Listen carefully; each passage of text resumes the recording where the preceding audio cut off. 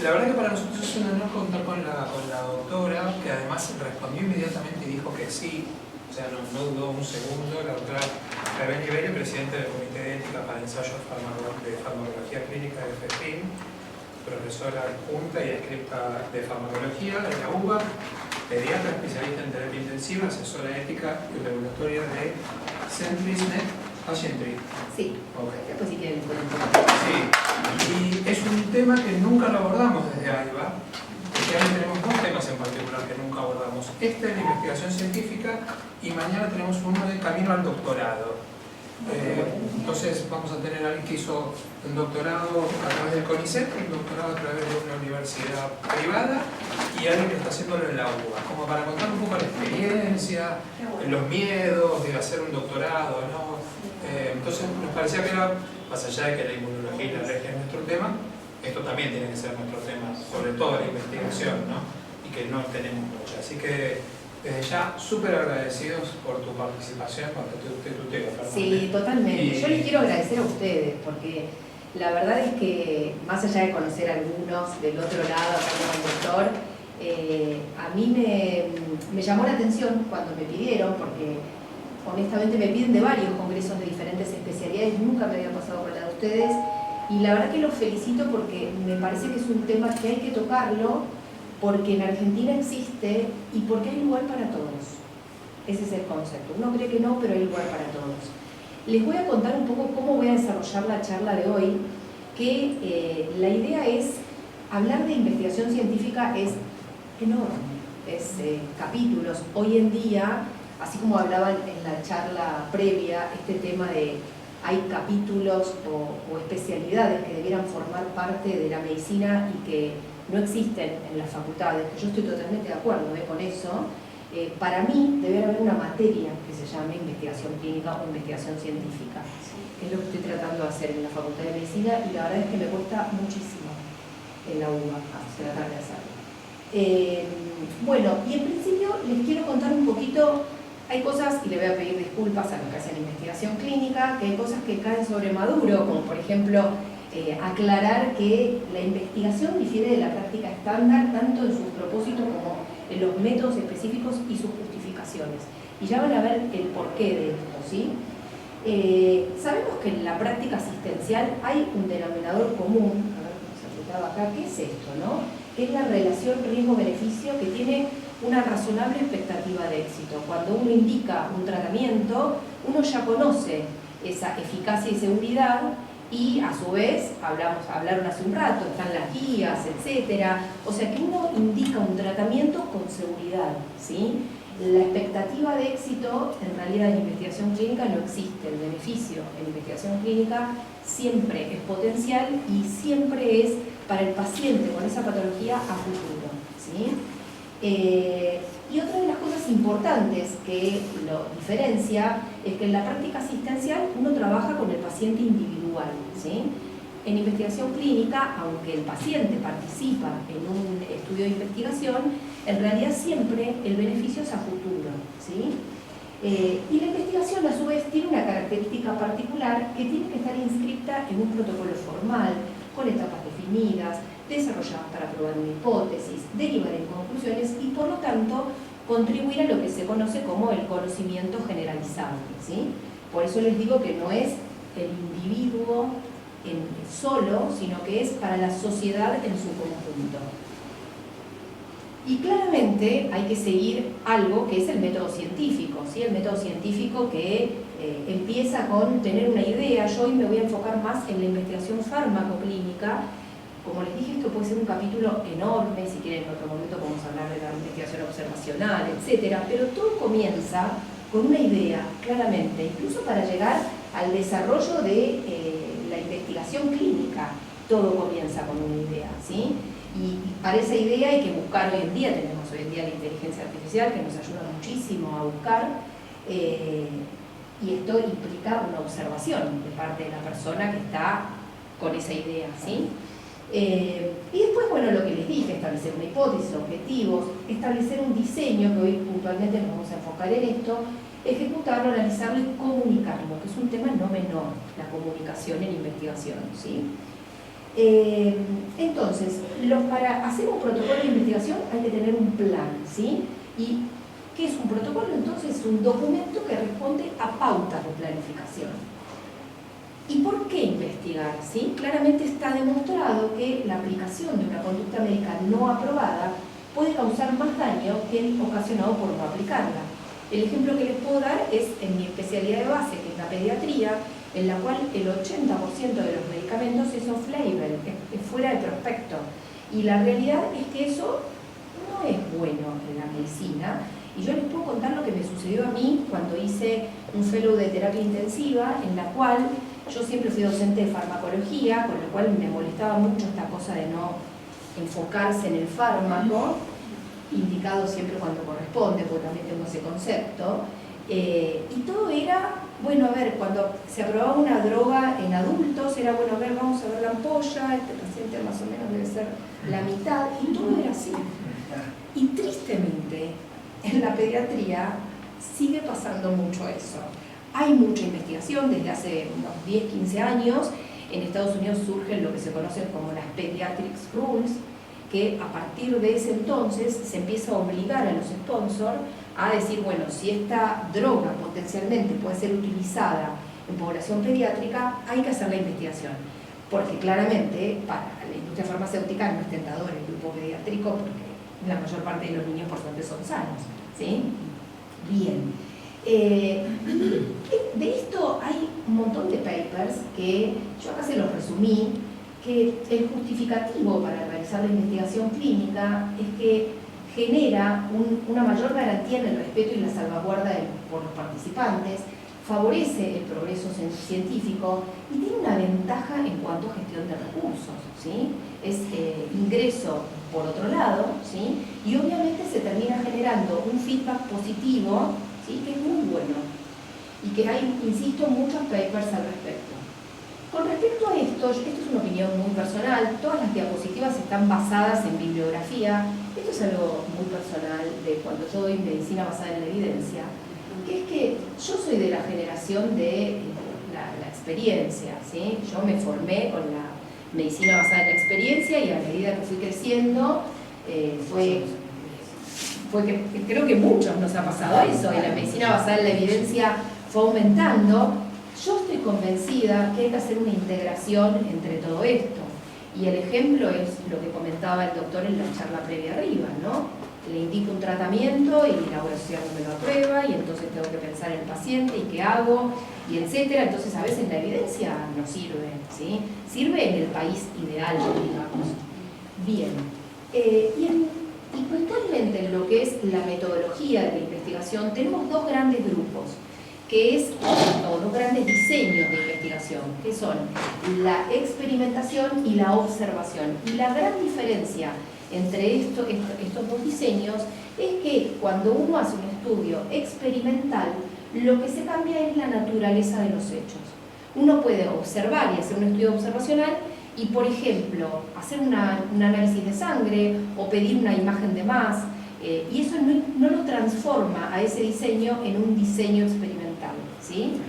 ¿Se comprende eso? ¿Bien? Bien. Y esto me voy a detener unos minutos, porque esto es lo que nosotros estudiamos en farmacología y que tristemente es lo que sigo enseñando en la facultad, porque está en la mayor parte de los libros. Y les digo tristemente porque enseño esto, pero diariamente nosotros evaluamos un promedio diario de 2 o 3 protocolos diarios de investigación que se presentan en sesiones semanales, y claramente esto está cambiando, ¿sí? Si recuerdan, siempre en la investigación clínica había una fase preclínica, ¿sí? También conocida como fase 0, ¿sí? O mal llamada fase 0 en realidad, en la cual era la investigación en animales, ¿sí? Una vez que se desarrollaba el estudio en animales, recuerdan que en farmacología uno estudiaba como que tenía que terminar el estudio en animales para pasar a la fase 1. La fase 1 era la primera vez que se exponía una droga al ser humano, que en general son voluntarios sanos, salvo algunas drogas que tienen lo que se conoce como estrecho rango terapéutico, que fundamentalmente ocurre en patologías oncológicas y en HIV, aunque ya en HIV ya hay voluntarios sanos con algunas drogas que se están investigando en la actualidad en fase 1. Y lo que se evalúa en la fase 1 fundamentalmente es seguridad, ¿sí? Fundamentalmente seguridad. Algo interesante que me parece contarles de la fase 1 es que en general la fase 1 se desarrolla en el país de origen. Estados Unidos desarrolla una molécula y la fase 1 se desarrolla en Estados Unidos. Alemania desarrolla una molécula y esa droga se desarrolla la fase 1 en Alemania. Bueno, hoy en día se está tratando de diversificar un poco eso y no tener esos 10, 15 pacientes solo en un centro, sino tener un paciente en Argentina, un paciente en Alemania, un paciente en Estados Unidos, pues siempre en la fase 1 son pocos pacientes, justamente porque está el tema de la evaluación de seguridad. Y les cuento que ya estamos haciendo fase 1 en Argentina. La fase 1, al igual que las otras fases, se dividen en A y B, ¿sí? El first in human puro, o sea, la primera administración en humanos, esa todavía no se hace en Argentina, salvo productos que se desarrollan en Argentina. Por ejemplo, el CONICET ha estado en varios desarrollos, y particularmente el Hospital Italiano ha estado en el desarrollo de ese first in human de esas moléculas. Pero en la fase 1B ya tenemos centros aprobados en Argentina, que la característica particular es que tienen que ser centros autorizados por nuestra autoridad regulatoria, ¿sí? Tienen una aprobación especial para hacer fase 1. Bueno, después está, como decían los libros de farmacología, se pasa a la fase 2, donde está la búsqueda de dosis, donde se continúa evaluando la seguridad, donde comienza a estudiarse la eficacia, ¿sí? También se podía dividir en una 2A y 2B, y finalmente la fase 3, que es la fase en la cual les voy a contar, ya que somos poquitos y les puedo contar cosas así más de lo diario. A veces yo me cuestionaba cuando empecé a hacer esto por qué todo termina en las grandes industrias farmacéuticas. ¿Vieron qué pasa eso? ¿No? Y sin embargo, esta parte, hasta acá, está el NIH, el CONICET, entre otros tantos. Y sin embargo, cuando se llega acá, son todos los que conocemos. ¿Saben por qué, no? ¿Se imaginan? Porque la fase 3 es extremadamente cara. Extremadamente cara. Entonces, ¿qué termina pasando? En general, empieza acá un instituto de salud. Siempre alguien que está acá le empieza a poner el ojo a esa molécula que ve que va a funcionar. En fase 1 en general también son sponsors pequeños, ¿sí? Que les interesa mucho lo básico, y ya en fase 2 se empieza a vender, y en fase 3 ya no hay forma. Si no hay dinero, no se investiga, tristemente, ¿sí? Y bueno, la fase 3 es la cual, aquella fase que requiere un N muy grande, que requiere recursos infinitos, que es multicéntrico. La fase 2 también es multicéntrica, pero la fase 3 requiere un N mucho más grande, entonces requiere mucho más dinero, muchos más recursos. Y también se puede dividir en A y B, ¿sí? Y es la cual permite que el sponsor presente la documentación final para evaluar esa eficacia y seguridad a la autoridad regulatoria, con la cual, fíjense que acá yo les puse, como para que tengan conocimiento de cómo es esto. Acá al principio la droga se denomina nuevo fármaco en investigación, o hay en la sigla inglesa, IND. Y acá hay lo que se llama NDA, que es la solicitud de un nuevo fármaco. Acá lo que hace el sponsor es reunirse con la autoridad regulatoria en la cual se está desarrollando la molécula. Ejemplo, el sponsor X se reúne con FDA en Estados Unidos. Las principales potencias siguen siendo Estados Unidos, Europa y Japón. China está ahí ya empezando a hacer competencia en todas esas. Se reúne con la autoridad regulatoria de su país y desarrollan el protocolo con la autoridad regulatoria. El protocolo no es que lo desarrolla el sponsor solo, lo desarrolla con esa autoridad regulatoria. La autoridad regulatoria, por ejemplo, le dice, bueno, indefectiblemente va a necesitar placebo. No, pero el comité de ética no me lo va. Bueno, cárguese de ver cómo acá se requiere placebo, o acá se requiere tanto N, o en esto es una enfermedad huérfana y necesito velocidad. Entonces, como va a ser una aprobación que se conoce como fast track, necesito que haga un diseño original. Eso es lo que exige la autoridad regulatoria. En nuestro país es diferente. En nuestro país, ANMAT participa desde la fase 1 hasta la fase 3, ¿sí? Pero tiene una función distinta, salvo para una droga que eventualmente pueda desarrollarse en nuestro país. ANMAT en nuestro país evalúa al igual que los comités de ética en investigación, a los protocolos. ¿Sí? Bien. Y después está la fase 4, que no es menor la fase 4, porque muchas veces este tema de la observación surge en la fase 4, ¿no? Este tema de decir, bueno, empiezo a observar, sería bueno hacer un estudio farmacoeconómico, por ejemplo, algo muy interesante para ustedes, si se juntaran entre todo el país a hacer estudios farmacoeconómicos de lo que trataron de explicar de la obra social no lo paga, y en Inglaterra hay muchos estudios farmacoeconómicos que obviamente se centralizan en el NICE, en el Instituto de Salud de Inglaterra, y que permite, por ejemplo, decir no que el doctor X vaya a pelear a la obra social, sino nuclearse como sociedad, si ellos lo hacen también vía NICE, y decir, bueno, en esto justifica, ¿por qué? Porque va a tener menos consultas, porque va a tener menos internaciones, lo que sea, ¿sí? El tema es que si uno lo hace solo, individual, no se logra nada, ¿sí? Y surge acá, surge en la fase 4 esto, ¿sí? Hay estudios de fármacos epidemiológicos, fármacoeconómicos, estudios observacionales también de drogas, que en ese sentido también, en este sentido es mucho mejor hacerlo como grupo y no en forma individual, ¿sí? Y después están también otros estudios nuevos que se llaman estudios Real World Evidence, que muchas veces son moléculas que se aprobaron de forma rápida, este fast track que yo les comenté. Y entonces lo que se termina haciendo es que la autoridad regulatoria obliga al sponsor a decir, bueno, igual hay que continuar evaluando la seguridad. Igual en algunas drogas hay que continuar evaluando la eficacia. Por ejemplo, aquellas drogas fast track que se aprobaron para enfermedades huérfanas, que ustedes en Inmuno tienen bastantes, ¿sí? ¿Y qué pasa?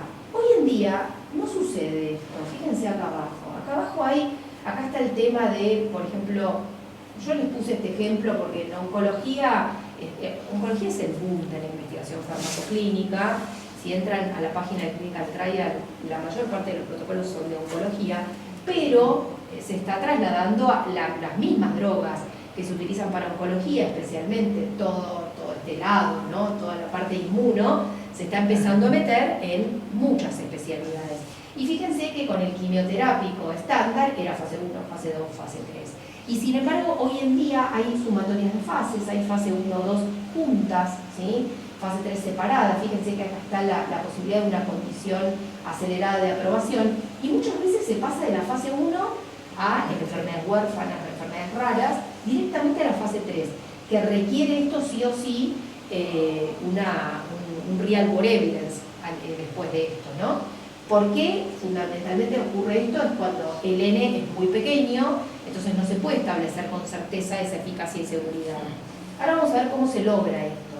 Y fíjense, si uno tiene, por ejemplo, que hacer la fase 1, la fase 2, la fase 3, que habitualmente los libros dicen que dura entre 7,5 y 10, 12 años aproximadamente, un estudio, para una droga A para la indicación A. Y fíjense que acá tengo toda la misma indicación. Y ustedes, en la especialidad de ustedes, como en muchas especialidades, en general el paciente complejo no tiene un solo medicamento, es un conjunto de medicamentos. Entonces, ¿qué pasa con una droga en investigación? Que yo la estudio para esta indicación A y voy a tardar 7 a 10 años, y una droga B totalmente distinta y voy a tardar otros 7 a 10 años, y así sucesivamente. Claramente no se va a llegar a nada, y esto es lo que generó esto disruptivo que les voy a comentar ahora, que es que se empezaron a exigir nuevas estrategias, especialmente de parte de EMA, la Autoridad Regulatoria de Europa, y de la FDA, se empezaron a exigir nuevas estrategias, ¿sí?, para algo que incluso también han hablado antes, que es la era en la cual ya estamos inmersos, y que ni hablar dentro de 7, 8, 10 años se va a entrar, pero en forma, a mi criterio, escalofriante, porque no sé como país cómo vamos a solucionar ese tema, es la medicina personalizada, que es algo excelente, utópico para nuestro país, ¿no? Pero bueno, claramente vamos a tener que adaptarnos. Y entonces la industria farmacéutica no le quedó otra más que empezar a estudiar diseños de investigación y plantear en cada estudio de investigación cuál iba a plantear con la autoridad regulatoria para ver cómo desarrollaba esa droga. Entonces tenemos dos tipos de diseños, si yo se los tuviera que clasificar en dos grandes tipos de diseños, que son los innovadores y los no innovadores. Dentro de los no innovadores Fíjense, son estudios que no seleccionan ni estratifican a la población mediante el uso de biomarcadores. Independientemente de que a veces, por ejemplo, particularmente en asma, hay un montón de estudios no innovadores en los cuales se estudian biomarcadores, entre otras enfermedades que ustedes pueden llegar a tener. Pero el estudio de un biomarcador no lo transforma en un diseño de tipo innovador. Y ya van a ver por qué. Y dentro de los innovadores tenemos a los diseños maestros y no maestros. Y dentro de los protocolos o diseños maestros, lo que se plantearon son los siguientes objetivos, que es evaluar múltiples hipótesis a través de subestudios que se desarrollen simultáneamente. Si ustedes, algo que no les dije en esta diapositiva, es que fíjense acá abajo, algo que es fundamental, es cómo la idea es empezar a bajar los años. Y el motivo es, y ya van a ver que se lo repito al final, no es bajar la calidad del estudio, ¿sí? Pero por ejemplo, les voy a decir algo que no les compete a ustedes en la especialidad, pero nos compete a todos si llegamos, que es la enfermedad de la demencia, ¿sí?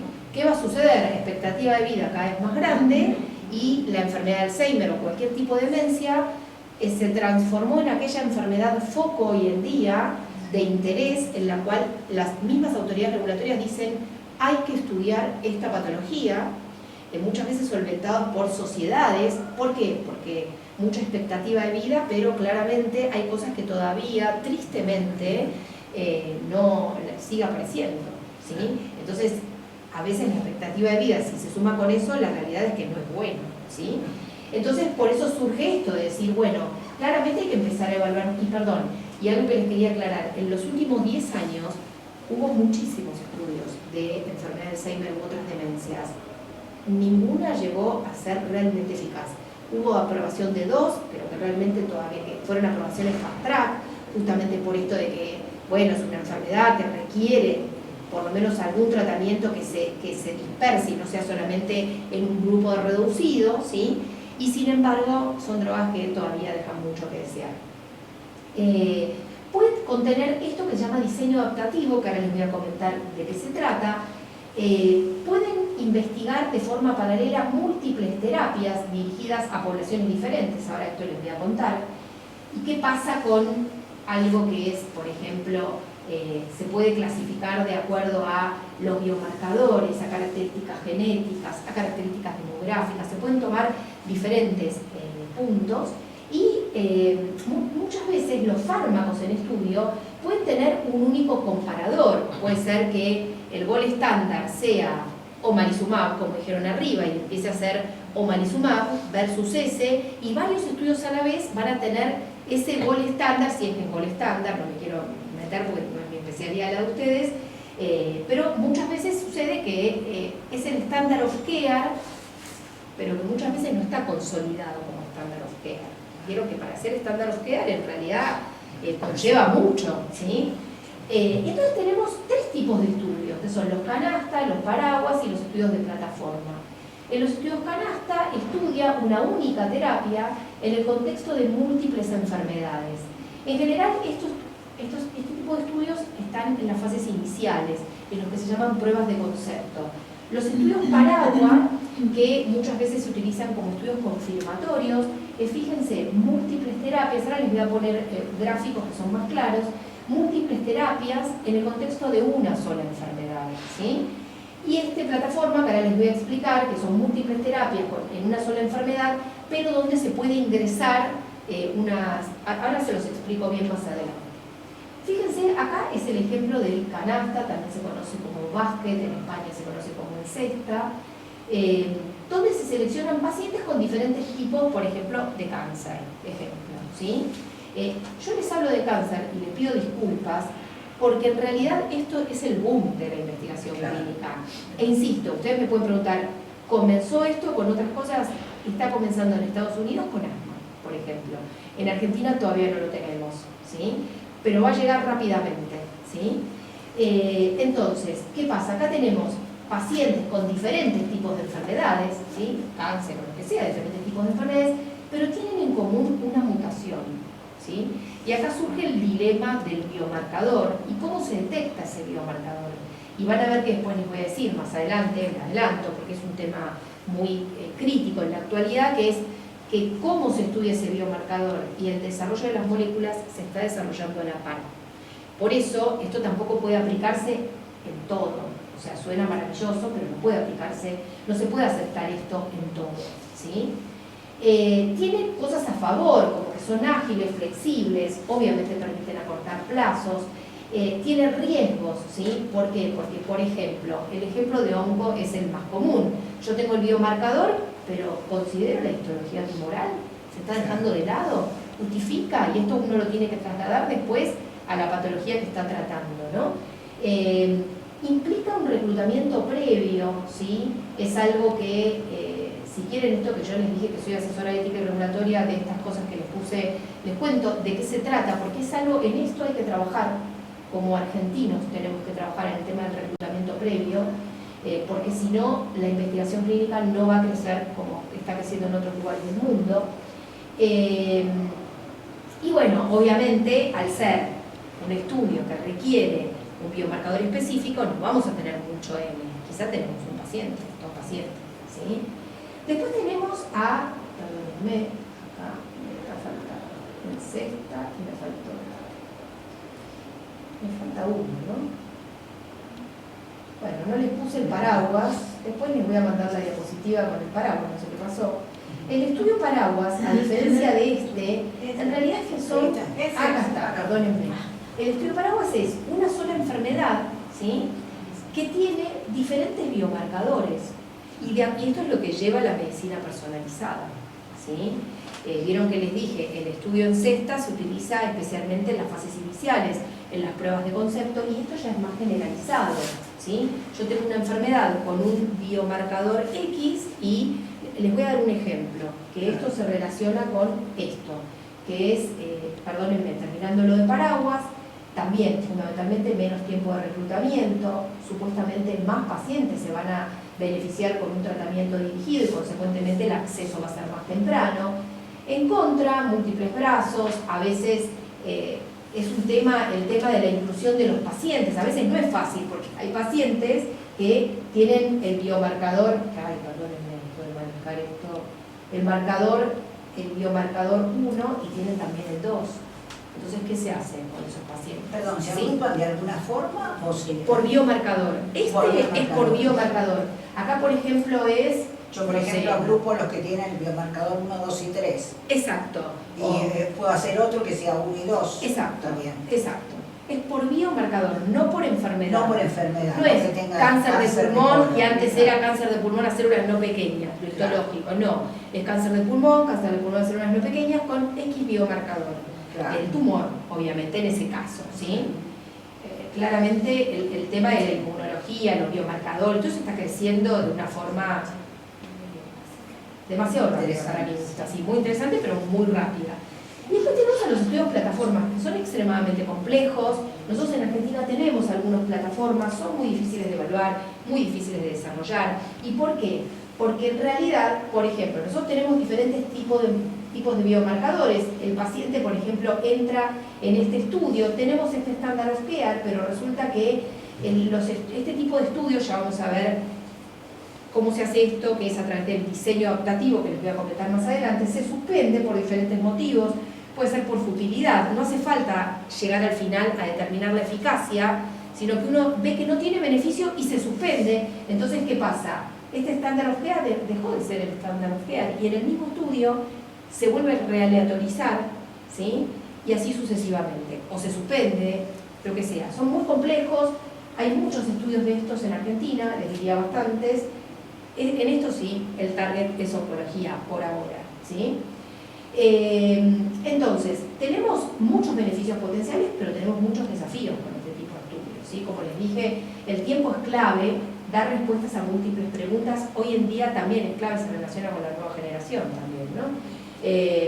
También lo que es la eficiencia en el desarrollo de drogas, los objetivos no son terminantes, no son iguales al principio y al final, van variando, ¿sí? Ahora vamos a ver cómo se hace eso, permiten una selección más eficiente, permiten compartir un control, ¿sí? Acá muchas veces lo que sucede en este tipo de estudios, algo muy complejo, no sé si saben, si alguna vez vieron esto, que es que acá capaz son sponsors diferentes.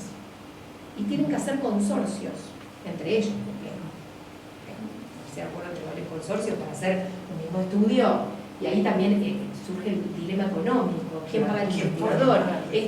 Pero resulta que pasó y yo el contrato lo tenía hecho con X y ahora lo tengo que hacer con otro, es realmente muy complejo. Un gran desafío, nosotros tenemos un par y estamos viendo cómo se desarrolla, la verdad que es un gran desafío. Bueno, obviamente hay mucho entusiasmo en esto, ¿sí? Implican realmente un tema de logística complicada, la logística es muy complicada. Y tiene desafíos, ¿no? Este tema, por ejemplo, de la dificultad de la variación de los biomarcadores, que es a mi criterio un gran dilema. Muchas veces son estudios que, por ejemplo, uno dice, bueno, sí, se supone que tiene que tardar menos, pero un estudio plataforma capaz se plantea de acá a 30 años.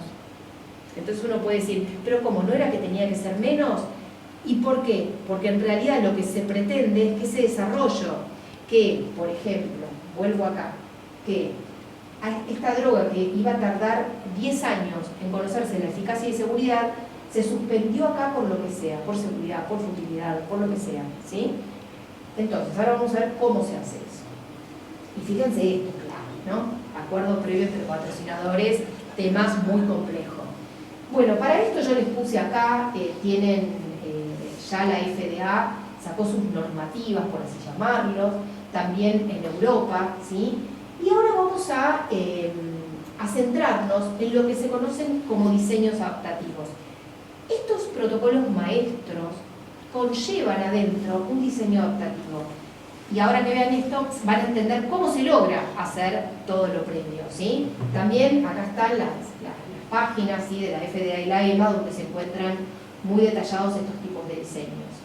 Estos diseños son diseños que incorporan datos obtenidos durante la implementación del estudio para modificar su curso, en general en base a análisis intermedio.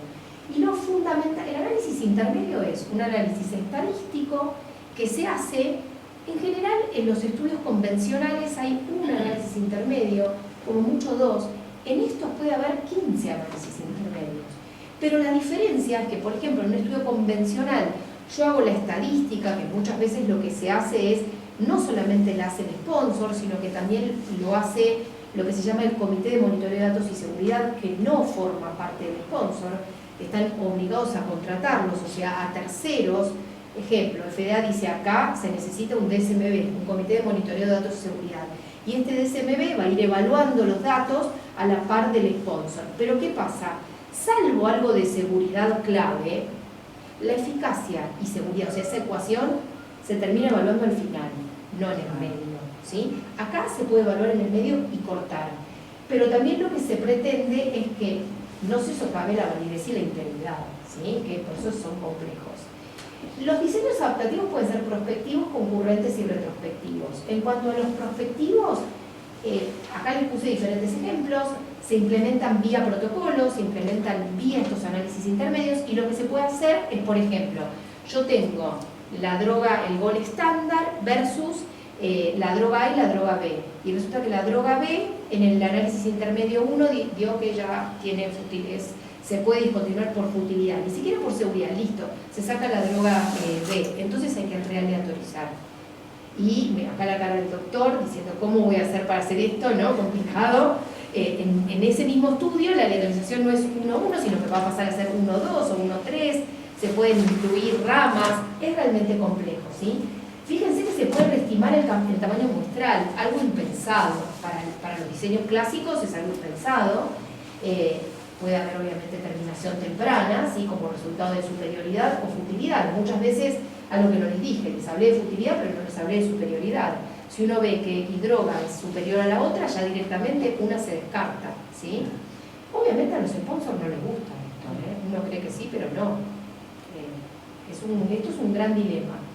Después está el tema, a tal punto que esto fue un boom hace unos 8, 9, 10 años, empezaron a haber un montón de estudios con protocolos maestros y diseños adaptativos, y ahora tenemos menos, por ejemplo, porque claramente son complejos, ¿sí? Las concurrentes es que pueden cambiar incluso los criterios de inclusión y exclusión, los criterios de evaluación, las dosis, la duración, puede cambiar todo. E incluso la hipótesis en general no es no forma parte de lo concurrente, sino que fundamentalmente se evalúa a través de la adaptación retrospectiva. El estudio terminó y se vio que era un NI, esa ecuación riesgo-beneficio. Entonces ahí ese sponsor o esos sponsors se tienen que sentar con esa autoridad regulatoria y decir, estamos con datos que son un NI, están en el medio. Entonces se puede llegar a hacer con aceptación de esa autoridad regulatoria el decir, bueno, se cambia la estadística, se cambia la hipótesis. Yo nunca tuve esto, por suerte, la verdad que esto, no sé cómo se va a hacer para esto, porque en realidad esto, los comités de ética de investigación, no sé si lo vamos a llegar a ver, salvo que la autoridad regulatoria exija un poco de más de N. Ahí sí lo vamos a ver, si no, no se va a ver. El que lo va a ver es el ente que lo termina aprobando y el que lo termina regulando, ¿sí? Bien. Y los motivos de discontinuación son por seguridad, por eficacia o por futilidad, como les dije. En general casi todos son a través de los análisis intermedios. O sea, la futilidad implica que la futilidad no es lo mismo que eficacia, ¿sí? Es el no beneficio clínico. Uno ya va viendo que no tiene beneficio clínico y se puede suspender, impensado en un estudio hoy en día doble ciego, ¿sí? Estándar, digamos. Entonces, el objetivo es la reducción del tamaño de la muestra, la reducción de la duración de ese estudio de investigación, la mejora del tratamiento de los participantes en el ensayo, porque uno puede ir viendo, bueno, no funciona, lo saco, le doy otra cosa, o le permite una realeatorización, ¿sí? Mayor precisión del ensayo y conclusiones sobre la eficacia de los tratamientos, y la reducción del costo, que esto está descrito en los artículos. Yo no estoy tan segura de que sea así. Para mí el objetivo es ese, pero no creo que sea así. Para mí no va a ser así. Esto a futuro se va a decir que los costos en realidad claramente no se acortaron. Bueno, acá les puse una clasificación con cosas claves. Fíjense, el diseño convencional es muy rígido, en el adaptativo flexible, la aleatorización, los brazos, acá son muchos simultáneamente, acá son 2 o 3. La aleatorización acá es fija, acá es variable. Bueno, y así sucesivamente, como les fui diciendo, fíjense, acá se pueden unificar fases, ¿sí? En estos, claramente las fases están bien definidas. La estadística es un tipo de estadística diferente, es un tipo de estadística para los que tenemos que evaluar un poco más compleja esta. Pero bueno, la realidad es que fíjense estos están bien aceptados por autoridades regulatorias y también por sponsor, ¿sí? Y acá todavía existe esta cosa de desconfianza, o sea, las mismas autoridades regulatorias dicen, sabemos que tenemos que cambiar, porque ya no va más, esto de tardar 12 años, y más después de la pandemia, ¿no? Porque después de la pandemia, cuando se vio que se podía solucionar, bien o mal, fue una pandemia, se hizo lo que se pudo, ¿no? Pero la realidad es que se puede, juntándose, haciendo multicéntricos reales, etcétera, acortar los tiempos. A mi criterio demasiado cortos los tiempos, ¿no? Pero bueno, era una pandemia, insisto. Y esto también, como me compete a mí hablar también de lo que es la ética, porque para mí forma parte de un mix, la ética y la investigación van a la par, ¿sí? Algo que se habla mucho es que esta aleatorización adaptativa puede generar en el participante lo que se conoce como concepto erróneo terapéutico, ¿no? Esta cosa de decir, bueno, si el paciente realmente, el potencial participante, realmente comprende este tipo de diseños, si se tomara el tiempo al investigador de explicarlos correctamente, si se entiende correctamente uno puede decir, bueno, no, espero un poquito, ¿no? Espero porque seguro capaz esta cae y entro a la segunda, y es este concepto erróneo terapéutico que en realidad ya sucede en realidad hoy en día, pero bueno, acá es un gran dilema. Y después, ¿cómo van a ser los investigadores ya de base? Hoy en día tenemos consentimientos informados muy extensos, difíciles de explicar, que ahora, bueno, les comento, doctor, que la autoridad regulatoria responsabilizó a los comités de ética para ver que sí o sí se van a tener que acortar, así que vamos a ver cómo a nivel país se logra eso, porque para mí no sirve que un comité solo diga hay que acortarlo y cómo hay que acortarlo, hay que actuar a nivel país, porque si no a los investigadores lo que les sucede es que con un comité trabajan con uno de 60 hojas, con otro de 80 hojas, con otro de 50, y es una locura. Yo siempre digo, son los libros de farmacología para un alumno, para un paciente, ridículo, ¿sí? Claramente hay que modificar esto, cuando en realidad los consentimientos bases que vienen de los países de orígenes no son tan extensos, ¿sí? Argentina es compleja es.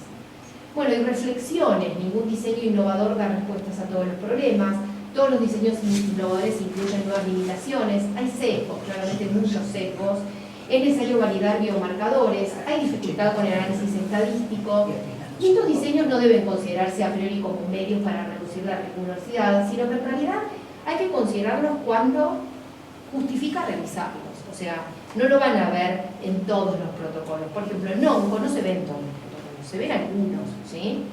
Bien, ejemplo, en cáncer de páncreas, es un ejemplo, es una necesidad insatisfecha, ¿sí? En enfermedad de Alzheimer o en demencias.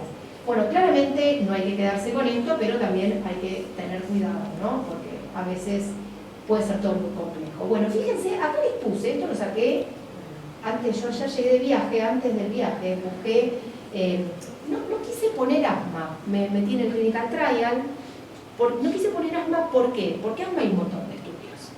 Entonces busqué, esto lo pueden buscar, es un juego que se puede hacer en el clinical trial, en ver cuántos estudios se desarrollan, perdónenme que no se ve bien el número, en Argentina. Estos es solo alergia, fíjense, 19, solo alergia, no asma, de alergia.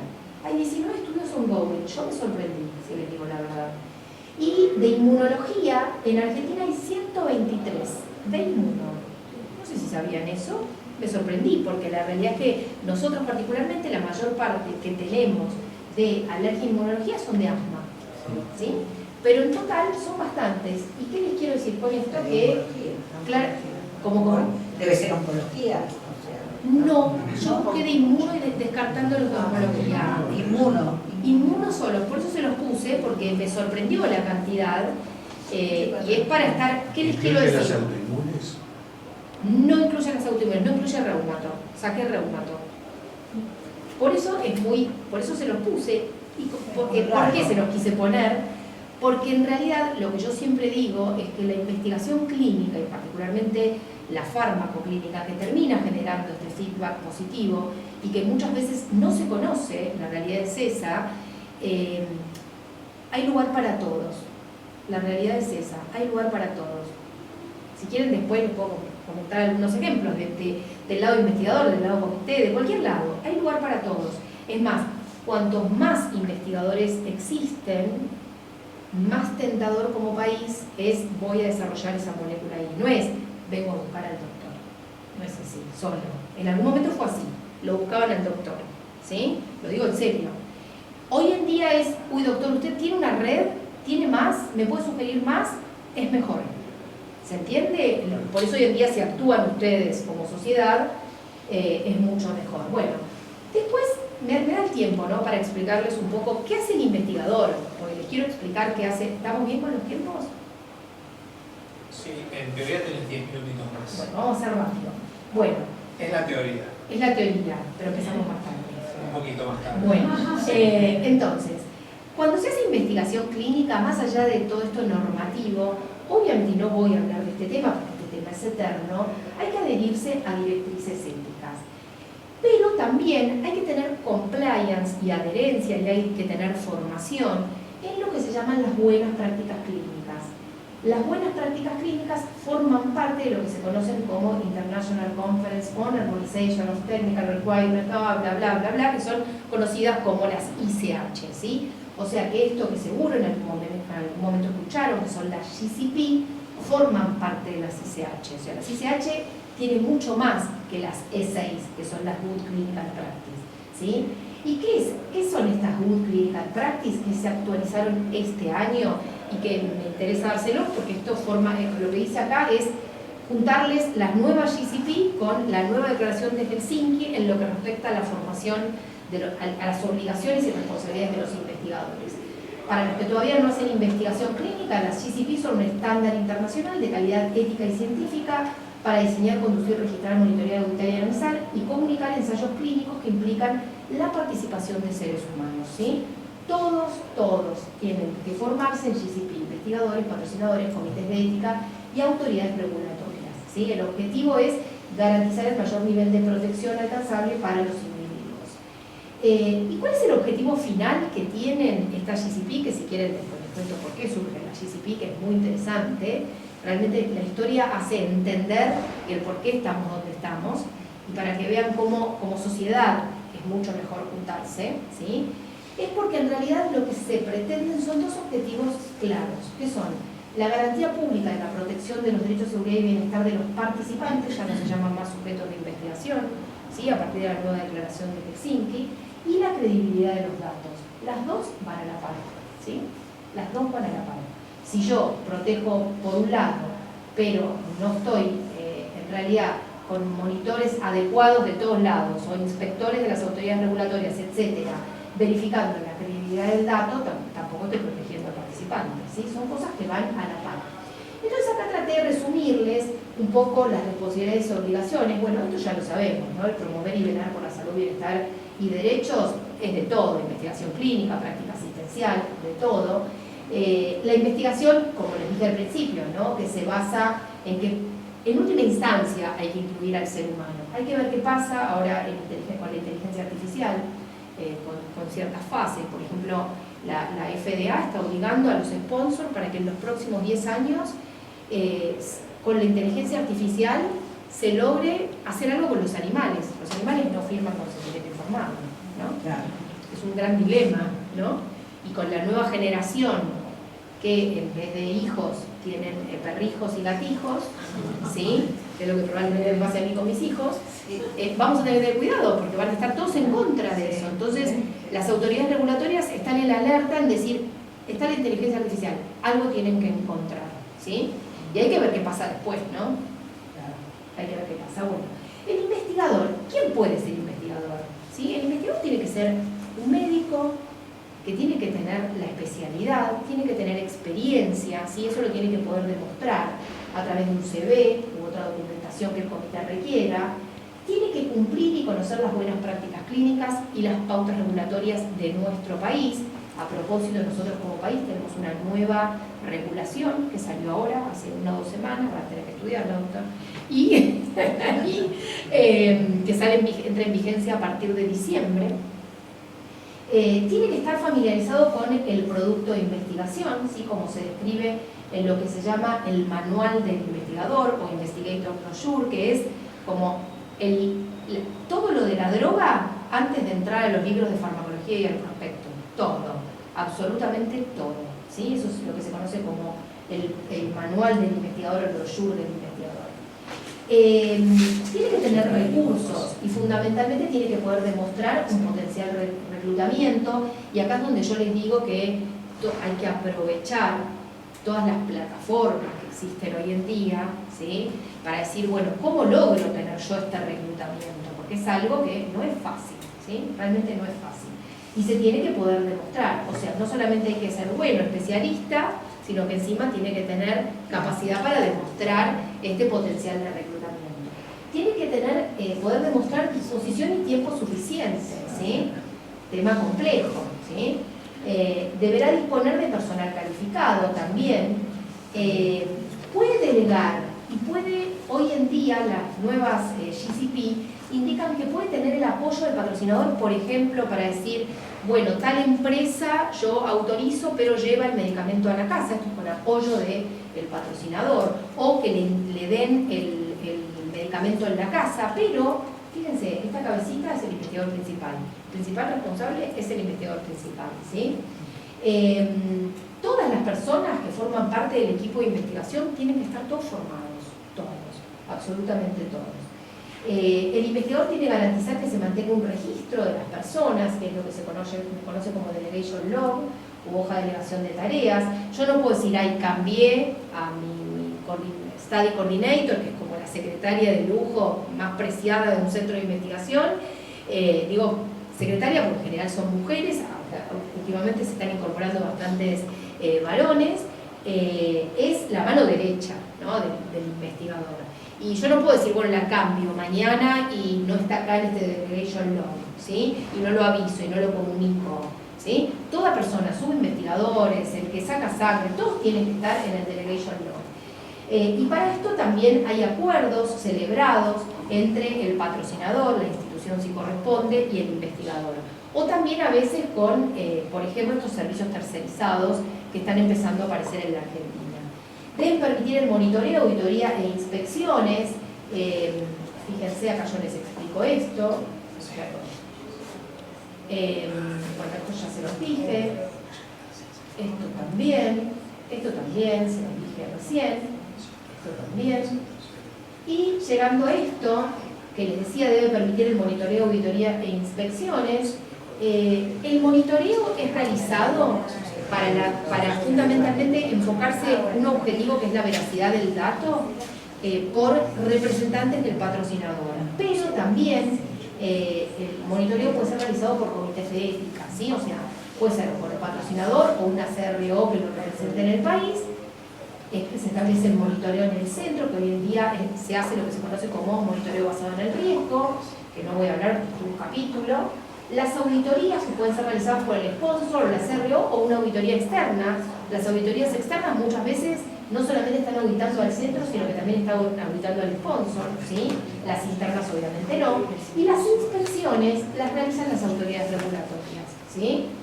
Las autoridades regulatorias de cualquier país, por ejemplo, puede ser realizada por ANMAT, pero si el estudio, esa molécula, su base es de Estados Unidos, puede venir a FDA a hacer una inspección a X centro de nuestro país, ¿sí? Nos vinieron los japoneses. O, claro, o exacto, los japoneses, wow, esa no la tenía.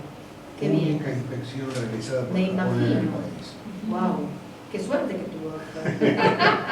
Sí, Qué estrés, claro, qué estrés. Qué estrés, sí. Las inspecciones generan obviamente mucho estrés, todo genera estrés. Los monitoreos, yo lo que siempre digo, bueno, esto no me da el tiempo, ¿no? Pero particularmente los monitoreos con el sponsor o con los comités, ustedes tienen que utilizar esto como un equipo. No lo tienen que ver como efecto policía. O sea, ustedes tienen que aprender, los comités aprenden con ustedes, aunque no lo crean, pero es una cosa muy feedback, hay mucho feedback acá. Ustedes tienen que delegar mucho en el comité, ¿sí? Muchas veces a nosotros nos pasa que nos surgen problemas cuando el problema ya es un problema que no lo puede solucionar nadie. Cuando en realidad al revés, el comité de ética está para justamente consultar cualquier cosa, porque nosotros en realidad estamos para proteger a los participantes. Entonces, en realidad al revés, hay que consultar mucho más de lo que se hace. En Estados Unidos es muy común ese trabajo en equipo. Acá cuesta, claramente cuesta. Y también con los monitores del sponsor, también debiera hacer un trabajo en equipo, sí. Y si hay discordancia entre lo que dice la FDA, por ejemplo, si es que el estudio primario es de ahí, con la ANMAT. Difícilmente, eso no creo que pase. No creo que pase. Porque Si pasara justamente, bien, pero te explico por qué. prevalece. Pero te explico por qué. Porque en realidad hoy en día la ANMAT forma parte de esas ICH. Hoy en día, en algún momento ANMAT fue vedora, hoy en día está en la mesa sentada para la GCP. Es muy difícil, y más hoy en día, a partir de este año, van a ver que la nueva regulación, o sea, la 6677 es una disposición en realidad de la autoridad regulatoria, va a cambiar, ya salió, va a cambiar a partir del 1 de diciembre y toma a las GCP como parte de su cuerpo, del cuerpo formativo. Antes no pasaba esto. Entonces yo te diría que eso no sucede, no. Es muy difícil que FDA venga y te diga una cosa y además venga y te diga otra. No. Te diría que es imposible, ¿sí? Y si, por ejemplo, ustedes como investigadores opinan algo diferente al monitor, eso sí sucede mucho, ahí no tienen que discutir con el monitor, comité de ética, directamente, no hay que discutir. Porque si ustedes opinan, por ejemplo, un reporte de un desvío, que para ustedes es menor y para el del otro lado es mayor, bueno, no hay que discutir. Bueno, lo voy a consultar con mi comité de ética y el comité de ética y lo consultan, ¿sí? Bien. Siempre se debe contar con la aprobación o opinión favorable, documentada y fechada del comité de ética. Esto es muy importante. Es tan importante que está revisado en las inspecciones, ¿sí? Bueno, siempre al comité de ética hay que darle. El comité de ética es muy extra. A mí me pasó, yo soy intensivista pediátrica y me pasa en mi vida que nadie entiende cómo terminé en esto, cómo es algo que nada que ver. Y en realidad, bueno, yo soy docente de farmacología desde que era alumna, y en realidad ahí empezó a surgir mi interés por todo esto. Y en realidad los comités de ética no solamente se reúnen con un grupo de personas a discutir si el protocolo sí, si el protocolo no, si este consentimiento, si lo modificamos o no, si la documentación para el paciente, sino que nuestro comité de ética por lo menos tiene un sector de farmacovigilancia que evalúa específicamente las brochuras y toda esta sección, un sector de seguimiento, un sector de monitoreo. Es muy grande, la realidad es que es muy grande. Es en realidad como, no estoy haciendo propaganda, porque hay muchos comités buenos en Argentina, por suerte. Es como funcionan los comités en Estados Unidos, ¿sí? El nuestro, nosotros tomamos como modelo 2 o 3 comités que empezamos a conocer ya hace como 20 años a Estados Unidos. Bueno, lo del contrato es un tema no menor, no me voy a enfocar en este tema, pero acá hay un contrato con el patrocinador que hay que cumplir y que muchas veces nosotros, otro sector nuestro que tenemos es que tenemos abogados. Nosotros tenemos 3 abogados que evalúan los contratos más allá de estar en las sesiones, y nosotros ponemos el foco en el participante en ese contrato. Particularmente en nuestro comité no pone el foco en el pago ni en nada de eso, es más, consideramos que eso es un acuerdo entre el investigador y el patrocinador.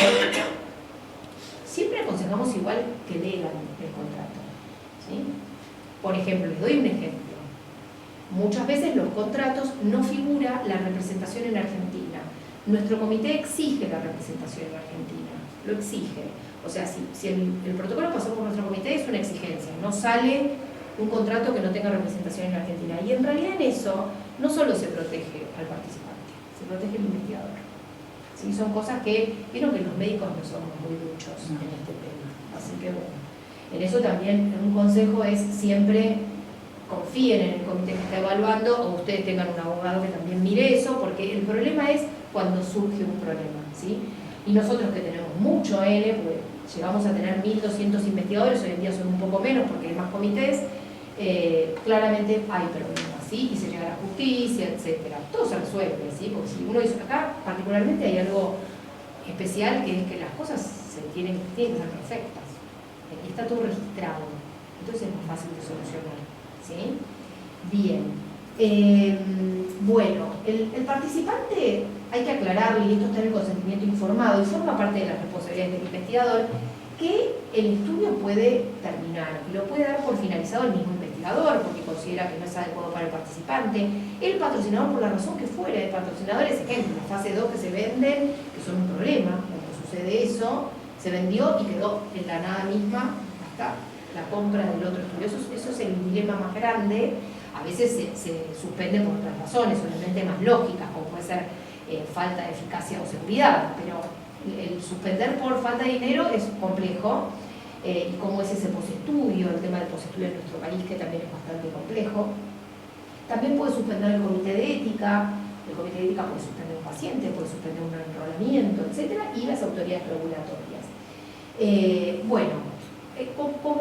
¿Qué sucede cuando un investigador tiene un participante? Es el gran dilema, ¿no? Tiene la atención como investigador, la atención de los eventos adversos, de golpe enfermedad intercurrente. ¿Qué hace? ¿Lo deriva, no lo deriva? ¿Forma parte del estudio, no forma parte del estudio? ¿Sí? Algo que es muy importante, que nosotros lo exigimos desde hace mucho tiempo, que es el contacto con el médico de cabecera, ¿sí? Y hoy en día ya forma parte de la GCP, entre otras. ¿Y por qué esto? Porque favorece lo que es después la transición, ¿sí?, de ese participante a la práctica habitual, porque colabora con lo que es el tratamiento de las enfermedades intercurrentes, ¿sí?, entre otras cosas. Los eventos adversos siempre tienen que ser comunicados, es algo obligatorio, forma parte de las responsabilidades. ¿Cómo llegan al MAT estos eventos adversos? O al FDA o a la autoridad regulatoria que sea, vía patrocinador. Este es el centro, vía patrocinador llega al MAT. Y al comité de ética siempre tiene que reportarlos directamente, ¿sí? Bueno, esto ya se lo dije. Algo que es muy importante es el tema del manejo del producto de investigación, ¿sí? Hoy en día no es obligatorio incluir un farmacéutico, pero depende de las drogas que se manejen, por ejemplo, con ciertos biológicos, con ciertas drogas, a veces es necesario que exista un farmacéutico, ¿sí? O sea, todo es protocolo dependiente, ¿sí? O sea, el investigador tiene la responsabilidad de saber la droga, saber los potenciales eventos adversos, porque va a tener que determinar la causalidad en realidad la determina el sponsor. En realidad lo que determina es un evento adverso que puede estar relacionado o no relacionado, ¿sí? La causalidad lo determina la estadística al final. Cuando uno dice de evento adverso pasó a ser efecto adverso, va a los libros, va al prospecto, ¿sí? Eso se determina al final. Pero bueno, el investigador tiene que conocerlos porque va a tener que reportarlos, va a tener que determinar esa relación, si está relacionado o no está relacionado, si es posible, no, etcétera. Va a tener que explicarle también esto al participante, ¿sí? Y todo lo que es el tema del almacenamiento, que es un tema no menor. El proceso de aleatorización, que va a ser protocolo dependiente, esto es un tema no menor. Los registros tienen que tener algo que es fundamental, que yo se los resumo en esto, que es la sigla del COA, que se tiene que entender. Se tiene que entender, tiene que ser trazable, no puede estar tachado, no se puede usar blanquito. Hoy en día cada vez están más en boga las historias clínicas electrónicas. No puede ser cualquier historia clínica electrónica. Esa historia clínica electrónica en investigación tiene que ser particular, tiene que tener trazabilidad, tiene que poder determinarse quién lo completó, quién no lo completó. Todo esto que se exige para la investigación clínica, a mi criterio, genera un feedback muy positivo para la práctica asistencial. ¿Por qué? Porque en nuestro país las historias clínicas no pueden ser solo de investigación clínica, ¿sí? Tiene que ser del lugar, del consultorio, de la institución, del centro médico. Entonces se genera ese feedback positivo. Bueno, esto forma parte de que hoy en día todo el tema de sistemas informáticos están en la GCP, por eso es algo que no es que el sponsor o el comité de ética va a decir esto está bien o está mal si un investigador contrató X historia clínica, pero sí puede decir, por ejemplo, que hemos tenido inspecciones que cierran la computadora y que dicen esto no está bien para entrar a ver a este paciente, y le dicen al investigador arréglese, imprímame las cosas, lo que sea, pero este sistema informático no es correcto, y cierran, los inspectores cierran la computadora, y eso es un pequeño problema para los investigadores. Por eso hay que asesorarse y no engolosinarse con cualquiera, es preferible esperar, todavía no está prohibido el papel. Yo siempre digo, todavía no está prohibido el papel, es preferible poner así en papel e ir a lo seguro, ¿sí? Bueno, siempre hay que hacer informes de avances o finales que hay que presentar al sponsor como al comité de ética, ¿sí? Y algunos tienen como parte de sus normas de procedimientos presentar el informe final a la institución. Bueno, primero perdón por la velocidad, pero traté de englobar un poco lo que es la investigación científica, que es mucho más que todo esto, y me interesaba mucho que conozcan también un poco los diseños nuevos porque están llegando a todas las especialidades, y que vean que es un trabajo en equipo también, que lo generalicen, porque es algo que genera un feedback muy positivo, pero realmente muy positivo. A mí me ha pasado que, por ejemplo, nosotros en algún momento formábamos a muchos centros en el interior, porque nosotros tenemos el concepto de que no tiene que estar todo focalizado acá en Capital Federal, y no quiere decir que se les saca el trabajo a Capital Federal, es al revés, llega más trabajo a Capital Federal, porque en realidad por donde se empieza es en Capital Federal.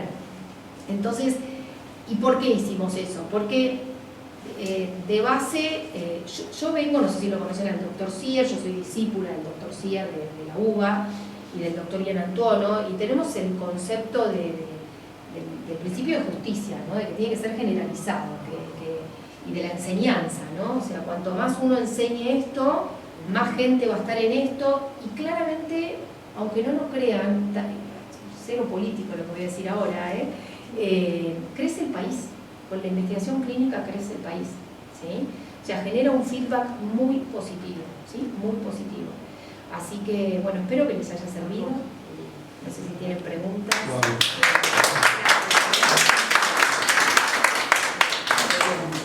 Bueno, no sé si tienen preguntas, dudas. Anímense, somos pocos. La verdad, masticando de forma lenta, mucha información. Mucha información. Sí. Podemos obtener la regulación en reemplazo de la 6677. Se la mando si quieren. Por favor. Sí, se la mando. Empieza a estar en vigencia el 1 de diciembre, pero ya la tenemos. Sí, se la mando. Se la mando. Sí, sí. Y eso estaría bueno que quizá ustedes, que los veo que están nucleados y que no son un montón. No. Entonces, quizá si se nuclean en esto como para poder diseminar la investigación. Por ejemplo, hay sociedades o asociaciones, depende de cada una. Por ejemplo, reumatología tiene un capítulo de investigación clínica muy grande y desde que lo tiene creció un montón la investigación clínica. Onco ni hablar, ¿no? Onco, maestro de... porque claramente la investigación... Pero a mí, les digo la verdad, cuando yo busqué esto en Clinical Trial, si ustedes buscan en Clinical Trial, se ponen a jugar, hay una parte que dice mapa.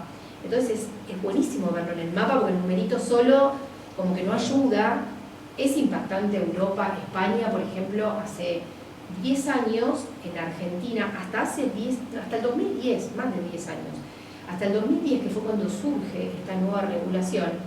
Previo a eso, en Argentina se trabajaba con 2, 3, 4 comités independientes, eran muy farmacológicos esos comités, con mucha gente que se dedicaba a la farmacología, y salvo las instituciones grandes, ¿no? Nadie pretende que un hospital italiano, un británico, un alemán, así, un montón de otros del país, deleguen a un independiente. Pero estaba ese concepto, ¿no? De que era preferible la profesionalización del comité y que en instituciones grandes, donde iban a tener múltiples protocolos, ahí sí existan. En ese momento había muchísima más investigación que ahora. En el 2010, lo que sucedió fue que nuestra regulación empezó a exigir el comité por centro. Entonces empezaron a armar múltiples comités y hoy, honestamente, uno de los grandes problemas que tiene la industria farmacéutica en nuestro país es que yo, por ejemplo, soy sponsor y tengo que evaluar un protocolo en 7 provincias y en total en 25 centros y tengo que pasar más o menos por 25 comités. Y eso es un problema. Es tiempo, ya salió un artículo en la New England en ese momento, en el 2010, esto se los digo, no es una opinión personal, salió un artículo en la New England que habla de lo poco oportuno e incluso habla de antiético relacionado especialmente con las múltiples correcciones diferentes de consentimientos informados y que en el fondo personas de un mismo país tienen 2 consentimientos diferentes. Pero bueno, la realidad es que hoy en día la regulación no exige esto de que el comité tiene que ser especializado. ¿Por qué se los comento? España tomó una política de país y dijo, bueno, vamos a tomar una política de país. Y hizo lo que nosotros hacíamos antes. No saben cómo creció. Métanse en el Clinical Trial y vean, España, ese chiquito, quintuplica el protocolo de investigación a los argentinos. ¿Qué les quiero decir con esto? Un país tan pequeño, ¿sí? Que no tiene más médicos que nosotros, por una cuestión de tamaño. Nosotros debemos, yo no sé esto, pero debemos superarlos mal, tiene 5 veces más investigación por lo menos que Argentina. Lo que les quiero decir es que si se juntan, si se nuclean, si homogeneizan, hoy me preguntaba el médico que acaba de dar la charla de Santiago del Estero, que me dice, no, Johnny, en Santiago del Estero no voy a poder hacer. Sí, se puede hacer, nosotros ya tenemos centros en Santiago del Estero. Al revés, es cuestión de empezar a nuclearse. En Salta hay un montón, en Tucumán hay un montón, en Córdoba ni hablar, Mendoza un montón, Mendoza muchísimo, y no quita investigación. Acuérdense eso, no quita, en realidad suma. Porque cuando el sponsor o la CRO en Argentina puede demostrar ese potencial reclutamiento en el país, vienen más, exacto, vienen más. Así que bueno, tienen mi mail, cualquier cosa. Sí. Tengo entendido que esto que te voy a preguntar cambió y si había un fármaco bajo el protocolo y al paciente, al participante, le iba muy bien con ese fármaco, una vez terminado el estudio, el laboratorio después le seguía proveyendo ese fármaco al paciente y ahora creo que ya no es así. No, sigue siendo así. Eso forma parte de un capítulo que se llama tratamiento postestudio o postensayo, ¿sí? Eso está regulado en nuestro país a tal punto que la autoridad regulatoria exige que haya un párrafo en el consentimiento informado que dice que si se considera que esa ecuación justifica para la continuidad no lo dice tal cual, pero les digo cómo es. El investigador es el primero que tiene que indicarlo como médico, ¿sí? El comité lo tiene que aprobar, no es indefinido, no es indefinido. Y ahora te explico un poquito cortito, tratando de darte cortito eso. Primero, todo depende de la fase en la cual estés, ¿sí? Y les digo un ejemplo. A nosotros nos han llegado fase 2 que un investigador pidió un postestudio, lo rechazamos nosotros, porque eso es no saber farmacología. Si yo estoy en una búsqueda de dosis, yo infiero que a ese paciente le va bien, pero es una inferencia que en investigación no está el a propósito de un caso como investigador, ¿sí? Nosotros hemos rechazado postestudios y hemos aceptado muchos postestudios que en general están relacionados con enfermedades que no tienen otro tratamiento, ¿sí? Que la molécula estaba en un 3B acá y que ya se aprobó en otro país del mundo. Entonces, hasta que se adquiera por otro medio, si el investigador está de acuerdo, ¿sí? Ahí se pide el postestudio. El postestudio es un gran dilema a nivel internacional. ¿Por qué? ¿Ustedes se imaginan qué pasa si todo el mundo obliga a administrar de por vida a todos los participantes que participaron en los ensayos clínicos al sponsor? ¿Qué va a hacer el sponsor? No va a cerrar, va a aumentar el medicamento, va a aumentar el precio. Ya la droga se aprobó. Dice, me obligan todos los países, me obligan, especialmente la TAM, ¿no? Me obligan a darle el listo, aumento el precio. Entonces, ¿estamos siendo éticos? No, porque no estamos pensando en ese participante solo y no estamos aplicando el principio de justicia, porque enfermos son todos, no solamente el que participó en un ensayo. Uno puede decir, bueno, pero ese participante fue un participante de un estudio de investigación. Y ahí está la honestidad, y por eso les digo, de explicarle que participaba en un estudio de investigación. Por eso, miren, nosotros hace unos años que recibimos encuestas, por ejemplo, el doctor llegaban muchas encuestas de su centro. ¿Se acuerdan de las encuestas en papel que usted estaba obligado a entregar? Bueno, nosotros hace muchos años nosotros nos comunicamos, tenemos un sector que se comunica con los pacientes, ¿no? O potenciales, o que están, cualquiera, ¿sí? Puede llamar. Históricamente se comunicaban a través del teléfono. De golpe, en ese momento presencialidad, teníamos 3 personas que atendían el teléfono, eran 3 psicólogas que si hacía falta se pasaba al médico que había evaluado el estudio, ¿sí? De golpe, a las psicólogas hubo que pasarlos a otro lado porque el teléfono no funcionaba. Dijimos, bueno, mail, empezamos a comunicarse por mail, agregamos el mail, ¿sí? También bajó. Entonces dijimos, bueno, vamos a hacer unas encuestas voluntarias de opinión que gracias a los investigadores que las entregaban a los participantes, el participante tenía que completarla y enviarla al comité de ética por respuesta postal paga, o sea, el que lo pagaba era el comité, ¿sí?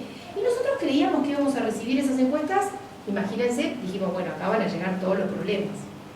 Pensábamos que iban a llegar los problemas. Pacientes mandaban, Sí, un montón. Sus pacientes, por eso le digo, de su centro yo recuerdo muchas encuestas. Y uno esperaba que iban a ser los pacientes que tenían problemas, y no, para nuestra sorpresa, los pacientes entendían, decían, lo pueden leer, el artículo se publicó en la revista Medicina. Decían que sugerirían a otra persona participar en un ensayo clínico, que ellos volverían a participar en un ensayo clínico. Y nosotros, después los medios de comunicación cambiaron. Hoy en día tuvimos que poner un WhatsApp, porque la gente nos llama por WhatsApp, ¿sí? Manda mensajito de voz por WhatsApp, no, ni siquiera pretende hablar, manda mensajito de voz.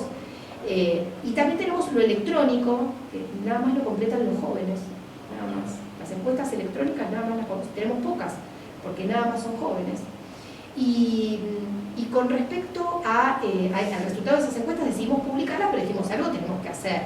Y como tenemos ahí nuestra base docente, que es la pata de la medicina, un criterio fundamental, dijimos, algo tenemos que hacer. Entonces grabamos unos videos, que los pueden ver, que están en nuestra página, pero se puede entrar a FEFIM y los pueden ver, que explica qué es un ensayo clínico, qué es un comité de ética, la diferencia entre participar o no en un estudio de investigación.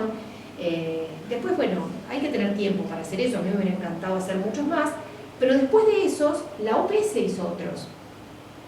Y está buenísimo, porque está bueno que la persona sepa lo que es la investigación clínica.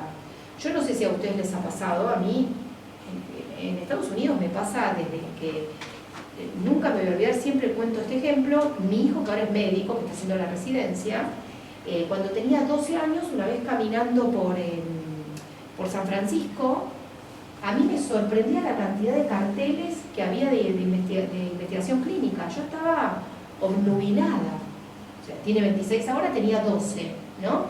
Y yo entré a sacar... Invitando a participar. No, claro, invitando a participar, pero carteles en la calle, ¿no? Paciente HIV tiene verruga anal, y mis hijos me ven que saco una foto de eso y me dicen, mamá, qué necesidad, deja la medicina por un ratito. Y les digo, es que mi marido, que es ingeniero, imagínense la felicidad de mi marido, ¿no? Viendo sacar ese tipo de fotos. Y digo, que ustedes no entienden, esto no existe, los métodos de reclutamiento. En ese momento se prohibían los métodos de reclutamiento masivos. Y mi hijo, el de 12, el más grande, me dice, pero claro, en Argentina no hay nada de esto. Y en ese entonces que empezaba Facebook en Argentina, que obviamente ellos lo tenían, y en ese momento estábamos los padres que nos habíamos hecho Facebook para supuestamente controlar a nuestros hijos, entonces me dice, decime que está en las redes esto. Y yo le digo, no, en Argentina está prohibido también eso. Y me dice, mamá, yo te aviso que si hay algo que no está en las redes para mi generación, primero, los 12 años tenía, los jóvenes no vamos a confiar. Y segundo, ¿vos sabés lo que es la dark web? Que entramos con mi marido en un ataque de pánico, como un chico de 12 años sabía algo que nosotros no teníamos idea y que dijimos, él sabía lo que era eso y yo tratando de controlarlo por Facebook. Bueno, por suerte cambió, en Argentina se empezaron a aceptar los métodos de reclutamiento masivos, pero no está tan concientizado como en Estados Unidos. A tal punto que, por ejemplo, yo en ese momento, parte de mi viaje era ir a saludar a una amiga que había hecho la residencia conmigo en el Gutiérrez y que estaba viviendo allá, y que le pregunto, che, acá la investigación está como en todos lados, me dice, a mi hijo, a los 8 años, ya le empiezan a llenar la cabeza, me dice, no te digo que tiene una materia, pero ya les hablan de lo que es investigación. ¿Por qué hacen eso? El concepto, a lo largo de los años que ella me fue contando, y cada vez le iban dando clases cada vez más avanzadas de investigación. Ellos pretenden, el objetivo de ellos es, quiero captar al geniecito que diga yo quiero hacer investigación. El objetivo es ese. Pero ¿qué logran?